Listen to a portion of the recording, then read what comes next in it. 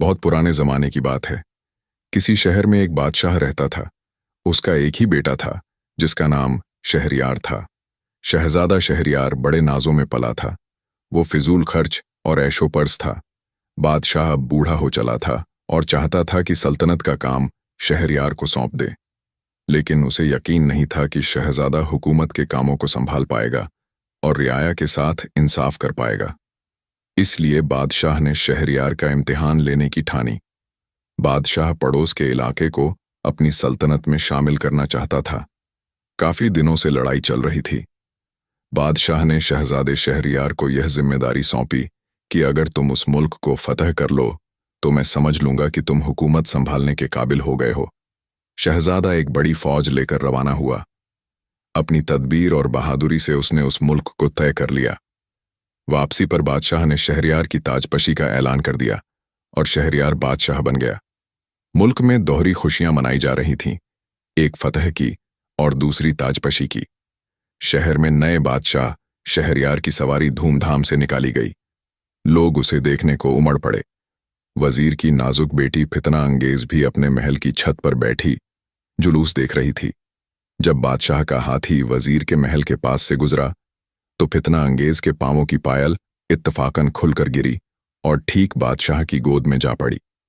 बादशाह शहरयार ने सिर उठाकर देखा तो किसी लड़की की हल्की सी झलक दिखाई दी, क्योंकि लड़की फौरन ही छुपकर भाग गई थी। बादशाह जानता था कि यह वजीर का घर है और लड़की यकीनन वजीर की बेटी ही होगी। उन्हें एक शरारत सूझी। अगले दिन दरबार लगा तो बादशाह शहरयार ने वजीर को बुलाकर कहा कि आपसे एक सवाल पूछना है। अगर नहीं दे सके तो तुम्हें तुम्हारे ओहदे से हटाकर देश निकाला दे दिया जाएगा। सवाल यह है कि तुम्हारे घर दाल पकी और हमारे घर बासन छकने थे। वजीर बहुत परेशान हुआ। घर आकर वो फिक्रम बैठ गया। फितना अंगेज वजीर की लाडली बेटी थी। वह अपने अब्बा जान को परेशान देखकर उनके पास आ गई और पूछने लगी, बताइए अब्बा जान, क्या बात है, आप क्यों परेशान हैं? वजीर ने बहुत टालने की कोशिश की और कहा, ये बच्चों के समझने की बातें नहीं हैं। लेकिन वो नहीं मानी। आखिर वजीर को बताना ही पड़ा। वजीर ने कहा, बेटी ना जाने क्या बात है, ये नए बादशाह मुझसे नाराज है। शायद मुझे हटाने का बहाना ढूंढ रहे हैं, इसलिए ऐसा सवाल किया है जिसका कोई जवाब ही नहीं, और जवाब ना देने की सूरत में देश निकाला दे दिया जाएगा। फितना अंगेज ने पूछा, क्या सवाल किया है? वजीर ने बताया, बस यह कि तुम्हारे घर दाल पकी और हमारे घर बासन छकने थे। फितना अंगेज कहने लगी, बस इतनी सी बात, इसके लिए परेशान हो गए? इसका जवाब दे दिया जाएगा। आप कल दरबार में जाकर बादशाह से साल भर की मोहलत मांग लीजिए और कह दीजिए कि मुश्किल सवाल है, सोचने के लिए वक्त चाहिए। वजीर की समझ में कुछ नहीं आया, लेकिन उसने वैसा ही किया जैसा बेटी ने कहा था। मोहलत दे दी गई। फितना अंगेज ने वजीर से कहा, अपने भरोसे के माहिर मिस्त्रियों को बुलाइए और अपने घर से बादशाह के महल तक एक सुरंग खुदवाइए। किसी को इस बात का पता नहीं चलना चाहिए। सुरंग साल भर के अंदर अंदर तैयार हो जानी चाहिए।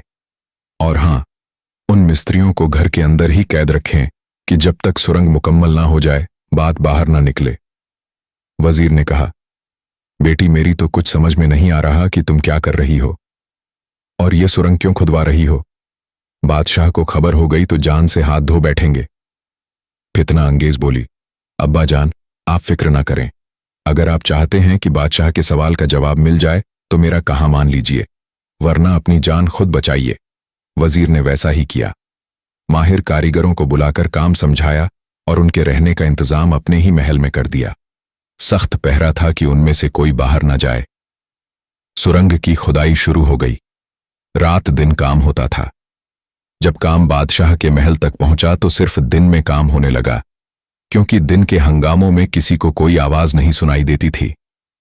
साल भर के अंदर सुरंग तैयार हो गई। उसका दरवाजा पाखाने की दीवार के पीछे खुलता था, लेकिन ऊपर से कुछ नजर नहीं आता था। जब सुरंग की तामीर पूरी हुई तो उसी पहली रात फितना अंगेज ने बड़ा सा दुपट्टा ओढ़कर और घूंघट निकालकर बादशाह के महल में पहुंच गई। उसने अपनी पायल बादशाह के बिस्तर के पास एक सोफे पर रख दी। बादशाह अभी जाग रहे थे। फितना अंगेज ने अदब से सलाम किया और अपनी पायल उठाकर वापस चली गई। बादशाह ने पुकारा, फितना अंगेज, मेरे सवाल का जवाब कहाँ है? फितना अंगेज बोली, हुजूर, आपके सवाल का जवाब शहर के 6 महीने सुरंग खुदवाई, 6 महीने पायल बुनवाई, जहां ले जाकर आई दाल कहां से, चखन पाई बासन वहीं, और यह कहकर सुरंग के रास्ते दौड़ती हुई वापस आ गई। अगले दिन वजीर ने कहा, बेटी, आज मोहलत की मुद्दत पूरी हो गई, बादशाह सलामत जवाब मांगेंगे तो क्या करूंगा। फितना अंगेज ने जवाब दिया, अब्बा जान, आप इत्मीनान से दरबार में जाइए, बादशाह कुछ नहीं पूछेंगे। वजीर की कुछ समझ में नहीं आया, लेकिन वो बेटी पर भरोसा करता था। डरते डरते दरबार में गया। तमाम वक्त गुजर गया। बादशाह तमाम सरकारी कामों की बातें करते रहे, लेकिन उस सवाल के बारे में कोई बात ना की। वजीर ने इत्मीनान की सांस ली और बेटी की समझदारी के कायल हो गए।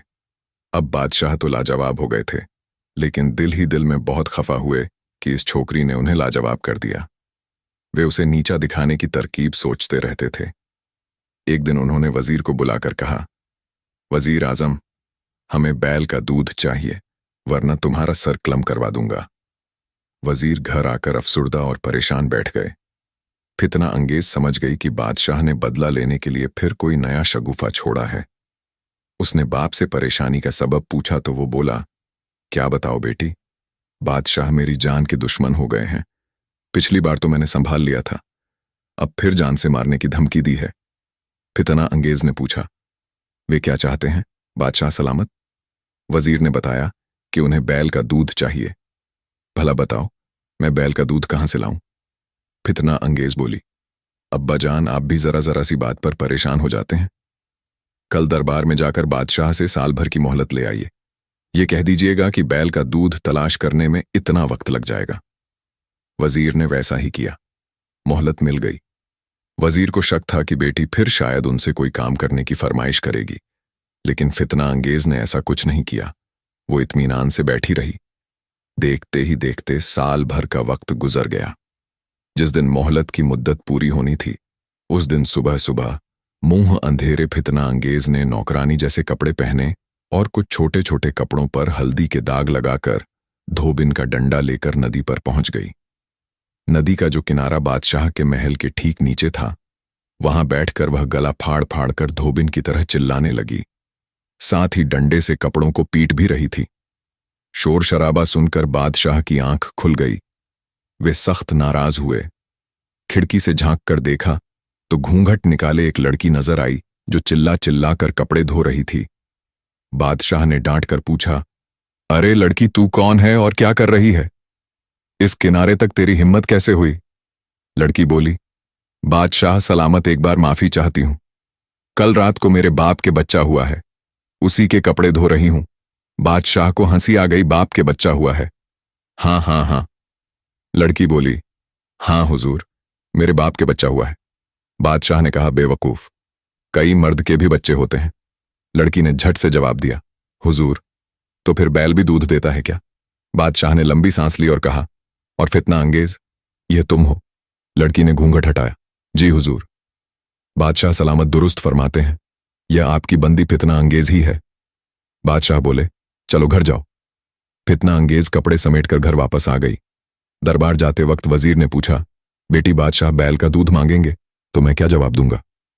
फितना अंगेज ने कहा, आप इत्मीनान से दरबार जाइए, बादशाह जरूर कुछ नहीं मांगेंगे। चुनांचे वैसा ही हुआ। वजीर बहुत हैरान था मगर खुश था कि चलो बला टल गई, लेकिन हकीकत में बला टली नहीं थी। बादशाह शर्मिंदा और गुस्से में आ गए थे कि एक छोकरी उन्हें उंगलियों पर नचा रही थी। वे उसे नीचा दिखाने की तरकीब सोचते रहते थे। एक दिन उन्होंने वजीर को बुलाकर कहा, वजीर आजम, हम आपकी इष्ट बचाना चाहते हैं। हम आपकी बेटी से शादी करना चाहते हैं। जाइए और शादी की तैयारियां कीजिए। शादी जल्द से जल्द होनी चाहिए। वजीर की तो जान ही निकल गई। साफ नजर आ रहा था कि बादशाह बाप का बदला बेटी से लेना चाहते हैं। ना जाने मेरी बेटी का क्या हश्र करेंगे। लेकिन इनकार की गुंजाइश कहां थी। घर आकर वो परेशान बैठ गए। फितना अंगेज समझ गई कि बादशाह ने फिर कोई नया शगुफा छोड़ा है। उसने पूछना शुरू किया, अब तो जरूर बताइए ना क्या हुआ? बादशाह ने कोई नया सवा कर दिया है। वजीर बोला, नहीं बेटी, ये तुम्हें बताने की बात नहीं है, लेकिन इसमें कोई शक नहीं कि बादशाह मेरी और तुम्हारी जान का दुश्मन बन गया है। फितना अंगेज जब ज्यादा जिद की तो वजीर को बताना ही पड़ा कि बादशाह सलामत उससे शादी करना चाहते हैं। फितना अंगेज बोली, अब्बा जान, इसमें परेशानी की क्या बात है? मेरी शादी आपने कहीं ना कहीं तो करनी ही है ना। ये तो हमारी खुशकिस्मती है। अब बादशाह के यहां से पैगाम आया है तो शादी की तैयारी कीजिए। फितना अंगेज ने बाप को तसल्ली दे दी, लेकिन खुद दिल ही दिल में घबराई हुई थी। वह सोच रही थी, अब देखते हैं क्या आफत आती है। बादशाह की फितरत को वह अच्छी तरह पहचान गई थी। 2 बार की अपनी हार का बदला वे जरूर लेंगे, लेकिन उसने अल्लाह से दुआ की कि वह उसकी इस इम्तिहान में कामयाब करे। धूमधाम से शादी हुई और फितना अंगेज को डोली में बिठाकर बादशाह के महल में ले जाया गया, लेकिन उसे बादशाह के हरम में पहुंचाने के बजाय महल के दूर दराज कोने में बने एक छोटे से कमरे में पहुंचा दिया गया, जहां एक कुतिया और एक बिल्ली पहले से ही मौजूद थी। तभी बादशाह आए। उन्होंने दुल्हन का मुंह तक नहीं देखा था। बोले, फितना अंगेज, ये तुम्हारा मकान है। तुम्हें इस कुतिया और बिल्ली के साथ साल भर के लिए इस कमरे में बंद किया जा रहा है। तुम्हें अपनी जरूरत की हर चीज इस रोशनदान और खिड़की से मिल जाया करेगी, लेकिन तुम ना किसी से मिल सकोगी और ना बात कर सकोगी। बाहर की दुनिया से तुम्हारा कोई रास्ता नहीं होगा। साल भर के बाद जब मैं ताला खोलूंगा तो तुम्हारे और इस कुतिया और इस बिल्ली के बच्चे होने चाहिए, वरना मैं तुम्हें और तुम्हारे बाप दोनों को जान से मरवा दूंगा। इतना कहकर बादशाह ने दरवाजा बंद करके उसमें बड़ा सा ताला डाल दिया और चाबी जेब में डालकर चले गए। थोड़ी देर के लिए तो फितना अंगेज सन्न रह गई। ऐसा लगा जैसे मौत धीरे धीरे उसकी तरफ बढ़ रही हो, लेकिन वह इतनी आसानी से हार मानने वाली नहीं थी। उसने हिम्मत हारना नहीं सीखा था। उसने अल्लाह से दुआ की, अल्लाह, तू जानता है कि मैं बेकसूर हूं और तू बेकसूरों की मदद करता है। अल्लाह, मेरी भी मदद कर और मुझे रास्ता दिखा। दुआ मांगने के बाद उसका दिल हल्का हो गया और खोया हुआ एतमाद वापस आ गया। पहले 2-3 दिन उसने हालात का जायजा लिया। सुबह शाम उसे खिड़की से, जो जमीन से बहुत ऊंची थी और बहुत छोटी थी, उसका और कुतिया और बिल्ली का खाना मिल जाता था। जरूरत का सारा सामान मिल जाता था। दरबार से लौटते हुए बादशाह रोज शाम को एक चक्कर लगाते और पूछते थे, फितना अंगेज, क्या कर रही हो? वो जवाब देती, हुजूर की जान और माल की दुआ दे रही हूं। हालात का जायजा लेने के बाद चौथे दिन उसने चुपके से अपने दुपट्टे के कोने पर अपने बाप के नाम एक खत लिखा कि जल्दी से जल्दी मेरे कमरे से अपने घर तक एक सुरंग खुदवा दीजिए। यह काम 1 महीने में मुकम्मल हो जाना चाहिए और किसी को भनक ना पड़े। जुम्मे के झूमे महल की जमादारनी आकर कमरा और बाथरूम साफ करती थी। एक पहरेदार दरवाजे पर खड़ा रहता था।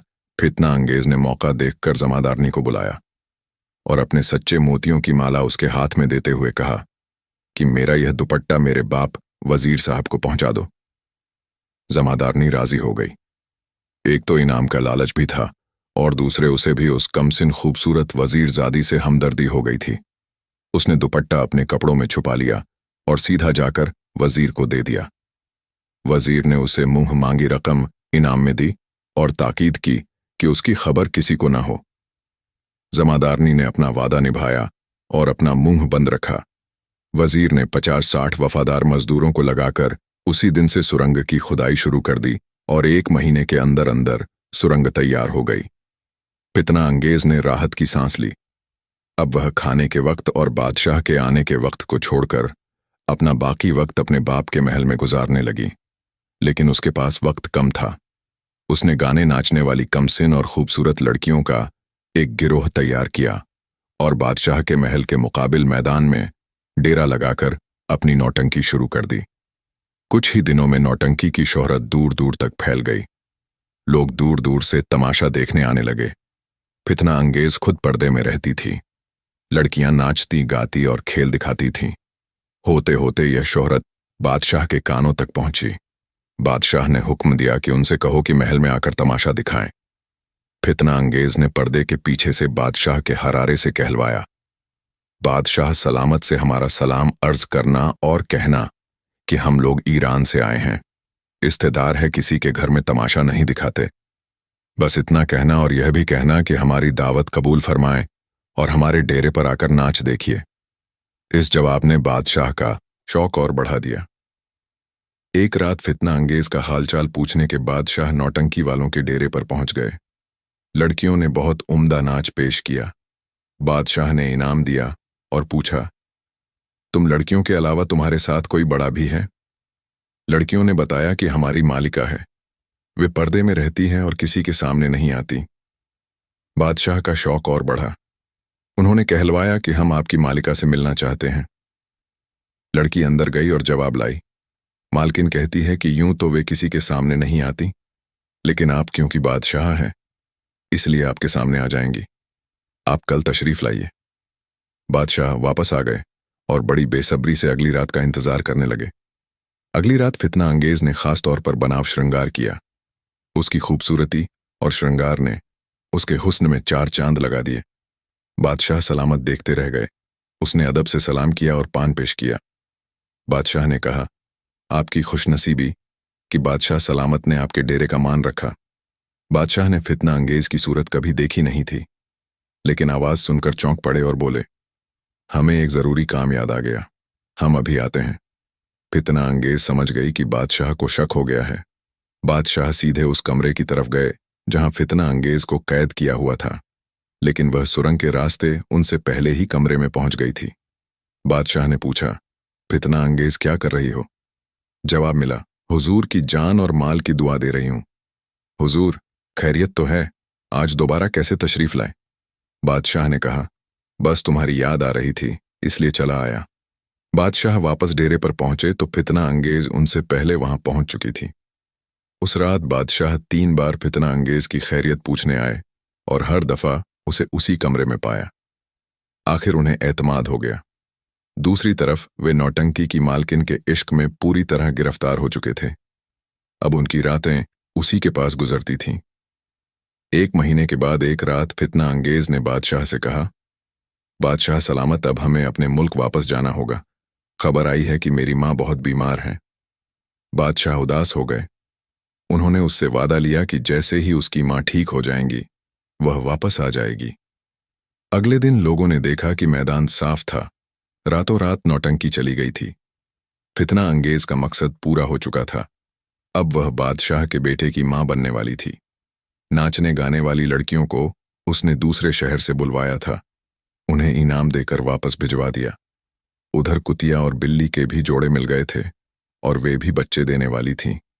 बादशाह अब भी रोज फितना अंगेज की खैरियत पूछने आते थे, लेकिन उनका दिल नौटंकी की मालकिन की याद में बेचैन हो चुका था। उधर साल भर की मुद्दत पूरी होने वाली थी और इधर फितना अंगेज ने एक चांद से शहजादे को जन्म दिया। कुतिया और बिल्ली भी बच्चों की मां बन गईं। जिस दिन साल की मुद्दत पूरी होने को थी, फितना अंगेज ने दुल्हन का लाल जोड़ा पहना, खूब बनावट श्रृंगार किया और बच्चे को गोद में लेकर बादशाह का इंतजार करने लगी। दरबार से लौटकर बादशाह कमरे में आए और साल भर पुराना ताला खोला। दरवाजा खुलते ही कुतिया, बिल्ली और उनके बच्चे बादशाह के पांवों से लिपट गए। बादशाह हैरान हुए कि माजरा क्या है। आगे बढ़े तो फितना अंगेज ने बढ़कर सलाम किया और बच्चे को उनकी गोद में देते हुए कहा, हुजूर, अपनी सल्तनत का वारिस कबूल फरमाइए। आपकी कनीज आपकी आखिरी आजमाइश पर भी पूरी उतरी। कुछ लम्हों तक तो बादशाह कुछ समझे ही नहीं।